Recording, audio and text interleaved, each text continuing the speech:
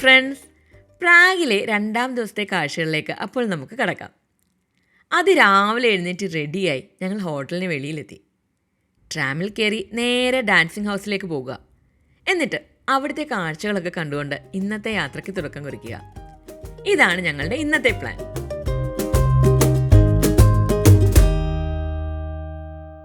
അതിരാവിലെ ആണെങ്കിലും സിറ്റിയിൽ നല്ല തിരക്കുണ്ട്. ട്രാമിലൊക്കെ അത്യാവശ്യത്തിന് യാത്രക്കാരെയും കാണാം. ട്രാം അങ്ങനെ നഗര കാഴ്ചകളിലൂടെ നമ്മളെ മുന്നോട്ട് കൊണ്ടുപോവുകയാണ്. ഇന്നലെ ഇവിടെ വന്ന് ഇറങ്ങിയപ്പോൾ തൊട്ട് ഞങ്ങളുടെ ശ്രദ്ധ ആകർഷിച്ചത് ഇത്തരം ട്രാമുകളാണ്. ബുദാപെസ്റ്റും ബ്രാട്ടിസ്ലാവയും ഒക്കെ സന്ദർശിച്ചിട്ടാണല്ലോ ഞങ്ങൾ ഈ സിറ്റിയിലെത്തിയത്. എന്നാൽ അവിടെ എങ്ങും കാണാത്തതിൽ കൂടുതൽ ട്രാമുകൾ നമുക്കിവിടെ കാണാം. യൂറോപ്പിലെ തന്നെ വളരെ പഴക്കം ചെന്ന ഒരു ട്രാം നെറ്റ്വർക്കാണ് പ്രാഗിലേത്. 1875 ഇതിന് തുടക്കം കുറിക്കുന്നത്. അന്ന് ഈ കാണുന്ന തരത്തിൽ ഇലക്ട്രിസിറ്റി ഉപയോഗിച്ച് പ്രവർത്തിക്കുന്ന ഒരു നെറ്റ്വർക്ക് ആയിരുന്നില്ല ഉണ്ടായിരുന്നത്. കുതിരകൾ കെട്ടി വലിക്കുന്ന തരത്തിലുള്ള ട്രാമുകളായിരുന്നു അന്നത്തേത്. നിങ്ങൾക്ക് എവിടെ പോകാനും ട്രാമുകൾ തന്നെ ധാരാളം. 140 കിലോമീറ്ററിലധികം വരുന്ന ട്രാക്കുകൾ, അതിൽ 30-നടുത്ത് വ്യത്യസ്തങ്ങളായ റൂട്ടുകൾ. ഓരോ വർഷവും 30 കോടിയിലധികം പാസഞ്ചേഴ്സാണ് ഈ ട്രാം നെറ്റ്വർക്കിൻ്റെ സേവനം തേടുന്നത്. പഴയ മോഡൽ ട്രാമുകൾക്കൊപ്പം അത്യാധുനിക സൗകര്യങ്ങളുള്ള പുതുപുത്തൻ ട്രാമുകൾ നിരത്തിലുണ്ട്. അങ്ങനെ ഞങ്ങൾ ട്രാമിൽ നിന്നിറങ്ങി ഡാൻസിങ് ഹൗസിലേക്ക് എത്തി. പ്രാഗിൻ്റെ ടൂറിസം പോസ്റ്റേഴ്സിലൊക്കെ ഏറ്റവും കൂടുതൽ കാണുന്ന ഒരു കെട്ടിടമാണ് ഡാൻസിങ് ഹൗസ്. വളരെ വ്യത്യസ്തമായ ഒരു സ്ട്രക്ചറാണ് ഈ ബിൽഡിങ്ങിൻ്റേത്. ഡാൻസ് ചെയ്യുന്ന ഒരു കപ്പിളിനോടുള്ള സാദൃശ്യം കാരണമാണ് ഇതിന് ഈ പേര് കിട്ടിയത്. ഔദ്യോഗിക രേഖകളിൽ നാഷണൽ നെതർലാൻഡൈൻ ബിൽഡിംഗ് എന്നാണ് ഇതിൻ്റെ പേര്. ലോക പ്രശസ്തനായ കനേഡിയൻ അമേരിക്കൻ ആർക്കിടെക്റ്റ് ആയിരുന്ന ഫ്രാങ്ക് ഗെറിയും കൊറേഷ്യൻ ചെക്ക് ആർക്കിടെക്റ്റ് ആയിരുന്ന വ്ലാഡോ മിലൂനിച്ചും ചേർന്നാണ് ഈ ബിൽഡിംഗ് രൂപകൽപ്പന ചെയ്തത്. 1996 ഇതിൻ്റെ പണി പൂർത്തിയായത്. 2ാം ലോക മഹായുദ്ധകാലത്ത് ബോംബിട്ട് തകർക്കപ്പെട്ട സ്ഥലത്താണ് ഇന്ന് ഈ ബിൽഡിംഗ് നിൽക്കുന്നത്. ഇതുമൂലം ചരിത്രപരമായി പ്രാഗിൻ്റെ ഉയർത്തെഴുന്നേൽപ്പിൻ്റെ സിംബലാണിതെന്ന് വേണമെങ്കിൽ കരുതാം. വ്ലാട്ടാവ നദീതീരത്ത് സ്ഥിതി ചെയ്യുന്ന ഈ കെട്ടിടം ലക്ഷക്കണക്കിന് സന്ദർശകരെയാണ് ആകർഷിക്കുന്നത്. പിസയിലെ ചരിഞ്ഞ ഗോപുരത്തിലെത്തി അതിനെ താങ്ങി നിർത്തുന്ന പോലുള്ള ചിത്രങ്ങൾ എടുക്കുന്ന സന്ദർശകരെ പറ്റി നിങ്ങൾ കേട്ടിട്ടുണ്ടാകും. അതിനു സമാനമായി ഡാൻസിങ് ഹൗസിൻ്റെ കർവിനെ ചവിട്ടി നേരെയാക്കുന്നതായി അഭിനയിച്ചുകൊണ്ട് ചിത്രങ്ങൾ എടുക്കുന്നതിനായി നിരവധി സന്ദർശകർ ഇവിടെ എത്താറുണ്ട്. ഇവരുടെ തിരക്കിൽ നിന്നും ഒഴിവായി ബിൽഡിംഗ് സന്ദർശിക്കാൻ വേണ്ടിയാണ് ഞങ്ങൾ അതിരാവിലെ തന്നെ ഇവിടെ എത്തിയത്. കെട്ടിടത്തിൻ്റെ മുൻഭാഗത്ത് ഉൾഭാഗത്തെ മേൽക്കൂരയിൽ ലോഹത്തിൽ പണിതീർത്ത ഒരു തേനീച്ചയുടെ ശില്പമുണ്ട്. 2019 ഇതിവിടെ സ്ഥാപിച്ചത്. നമ്മുടെ ആവാസ വ്യവസ്ഥയിൽ തേനീച്ചകൾ വഹിക്കുന്ന പങ്ക് നമുക്കെല്ലാവർക്കും അറിയാം. ജൈവ വൈവിധ്യത്തിൻ്റെയും സുസ്ഥിരതയുടെയും പ്രതീകമായാണ് ഇതിവിടെ സ്ഥാപിച്ചത്. മാത്രമല്ല, കണ്ടംപററി ആർട്ടിൻ്റെ പ്രാധാന്യം വ്യക്തമാക്കുന്ന മറ്റൊരു ശില്പവും കെട്ടിടത്തിൻ്റെ പ്രവേശന കവാടത്തിൽ തന്നെയുണ്ട്. കലയോടുള്ള ഈ നഗരത്തിൻ്റെ സമീപനമാണ് ഇതിൽ നിന്നും നമുക്ക് മനസ്സിലാക്കാൻ കഴിയുന്നത്. ആർക്കിടെക്ട് ഗെഹ്രിക്ക് ഈ കെട്ടിടത്തിന് ഫ്രെഡ് ആൻഡ് ജിഞ്ചർ എന്ന പേരിടാനായിരുന്നു ആഗ്രഹം. ഐക്കോണിക് ഡാൻസിങ് ഡ്യൂ ആയിരുന്ന ഫ്രെഡ് ഏസ്റ്ററിനെയും ജിഞ്ചർ റോജേഴ്സിനെയും ഓർമ്മപ്പെടുത്തുന്ന ഡിസൈൻ ആയതുകൊണ്ടാണ് അദ്ദേഹം അങ്ങനെ തീരുമാനിച്ചത്. എന്നാൽ സ്വദേശികർക്കിടയിൽ ആ പേരിന് പ്രാധാന്യം ലഭിച്ചില്ല. അങ്ങനെ അവസാനം ഡാൻസിങ് ഹൗസ് എന്ന വിളിപ്പേരിൽ ഇത് അറിയപ്പെടാൻ തുടങ്ങി.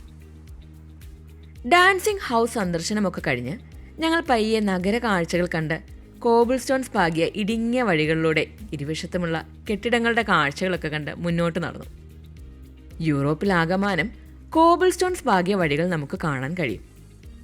ചരിത്രം പരിശോധിച്ചാൽ മധ്യകാലഘട്ടം മുതൽ ഇത്തരം കല്ലുകൾ ഉപയോഗിച്ച് റോഡുകൾ നിർമ്മിച്ചിരുന്നു എന്ന് നമുക്ക് മനസ്സിലാക്കാൻ കഴിയും. മഴയും മഞ്ഞുവീഴ്ചയും മൂലം ചെളിക്കെട്ടുകൾ ഉണ്ടാകുന്നത് തടയാനും മികച്ച ഒരു ഡ്രെയിനേജ് സിസ്റ്റം ഉറപ്പുവരുത്തുന്നതിനും വേണ്ടിയാണ് ഇത്തരത്തിൽ റോഡുകൾ നിർമ്മിച്ചത്. മാത്രമല്ല, കാലാവസ്ഥയെ ചെറുക്കുന്നതിലും ഏറെ കാലം നീണ്ടു നിൽക്കുന്നതിലും ഗുണമേന്മയേറിയവയാണിവ. പഴയ കാലത്തിൻ്റെ പാരമ്പര്യം വിളിച്ചോതുന്ന ഈ വഴികളിലൂടെ ഞങ്ങൾ നടന്നു പോകുന്നത് പ്രാഗിൻ്റെ ആധുനിക കാലത്തിൻ്റെ പ്രൗഢി വ്യക്തമാക്കുന്ന ഒരു ശില്പം കാണാൻ വേണ്ടിയാണ്.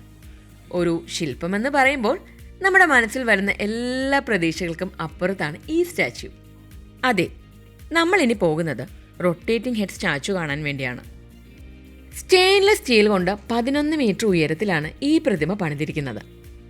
റൊട്ടേറ്റ് ചെയ്യുന്ന 42 ലെയറുകൾ കൊണ്ടാണ് ഇതിൻ്റെ നിർമ്മിതി.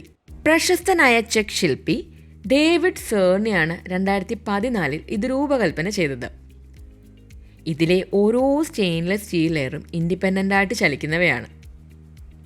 20-ാം നൂറ്റാണ്ടിൻ്റെ ആദ്യ കാലഘട്ടത്തിൽ ജീവിച്ചിരുന്ന വിഖ്യാതനായ എഴുത്തുകാരൻ ഫ്രാൻസ് കഫ്കയുടേതാണ് ഈ ശില്പം.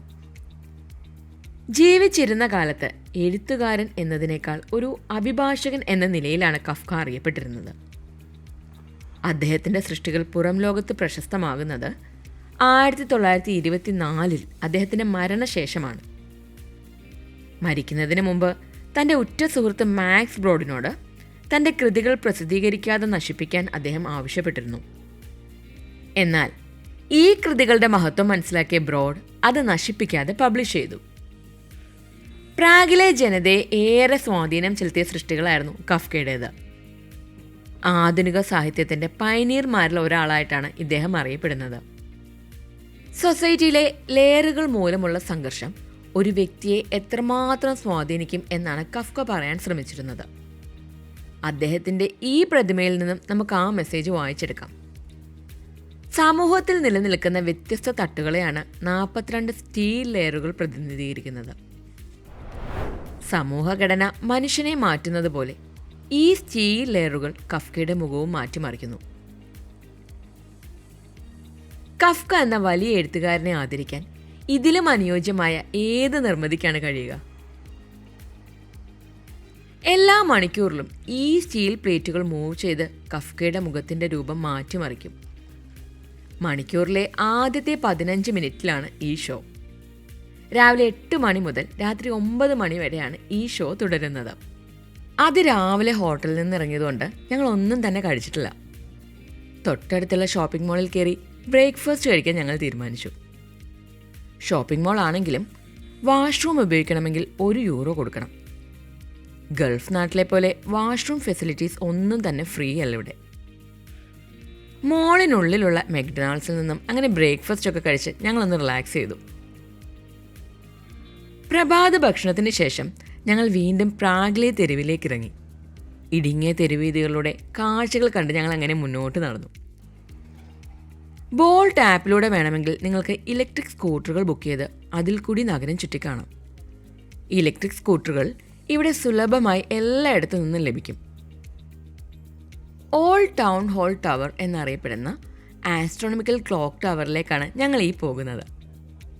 1338 പണികഴിപ്പിച്ച ഗോത്തിക് ശൈലിയിലുള്ള ഒരു ടവറാണിത്.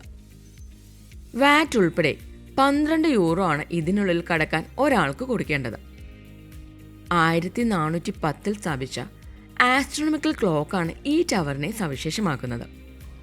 പ്രാഗിലെത്തുന്ന സഞ്ചാരികൾ തീർച്ചയായും കണ്ടിരിക്കേണ്ട ഒന്നാണ് ആസ്ട്രോണമിക്കൽ ക്ലോക്ക്. ലോകത്തിലെ തന്നെ ഏറ്റവും പഴക്കമുള്ള ഇപ്പോഴും പ്രവർത്തിക്കുന്ന ക്ലോക്കാണിത്.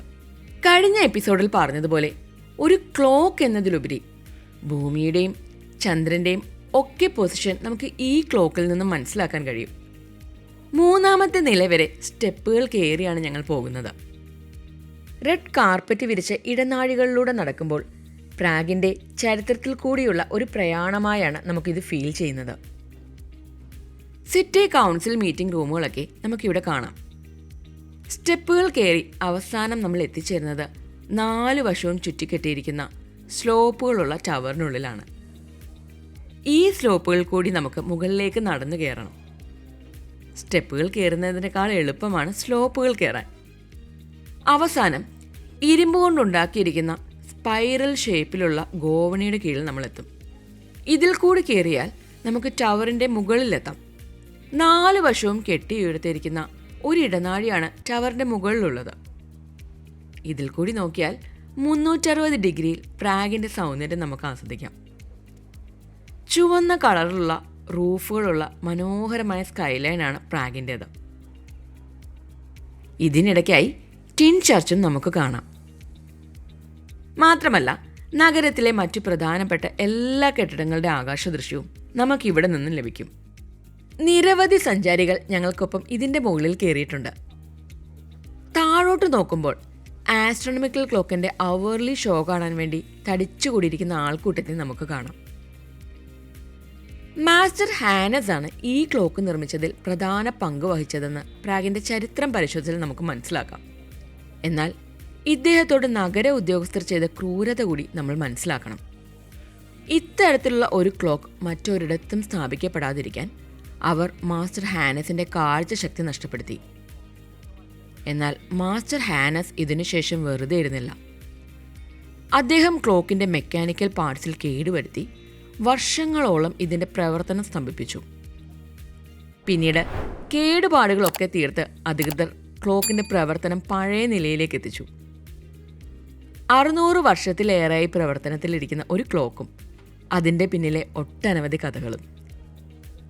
അങ്ങനെ ഞങ്ങൾ ടവറിലെ കാഴ്ചകളൊക്കെ കണ്ട് പുറത്തേക്കിറങ്ങി. ഇനി പോകുന്നത് സിറ്റിയിലെ മറ്റൊരു വ്യത്യസ്തമായ കാഴ്ച കാണാൻ വേണ്ടിയിട്ടാണ്. മുനിസിപ്പാലിറ്റി ലൈബ്രറിയിൽ സ്ഥാപിച്ചിട്ടുള്ള ഇൻഫിനിറ്റി ബുക്ക് ടവറിന് മുന്നിലാണ് ഞങ്ങളിപ്പോൾ. വളരെ പ്രശസ്തമായ ഒരു ഇൻസ്റ്റഗ്രാം സ്പോട്ടാണിത്.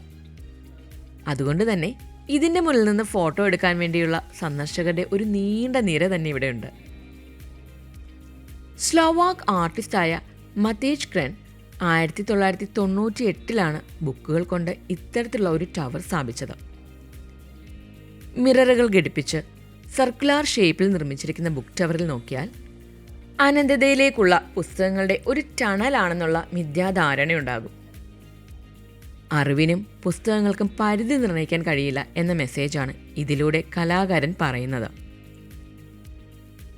ശനിയാഴ്ചയും ഞായറാഴ്ചയും ഇവിടെ അവധി ആയതിനാൽ വീക്ക് ഡേയ്സ് നോക്കി വേണം ഇവിടം സന്ദർശിക്കാനുള്ള പ്ലാൻ തയ്യാറാക്കാൻ. പുസ്തകങ്ങൾ കൊണ്ട് നിർമ്മിച്ച വ്യത്യസ്തമായ ഒരു ടണലിൽ നിന്ന് ഫോട്ടോ ഒക്കെ എടുത്തിട്ട് ഞങ്ങളങ്ങനെ അടുത്ത കാഴ്ച കാണാൻ വേണ്ടി വീണ്ടും നഗരത്തിലേക്ക് ഇറങ്ങി. അപ്പോൾ പ്രാഗിൻ്റെ മറ്റു കാഴ്ചകളുമായി അടുത്ത എപ്പിസോഡിൽ വീണ്ടും കാണാം.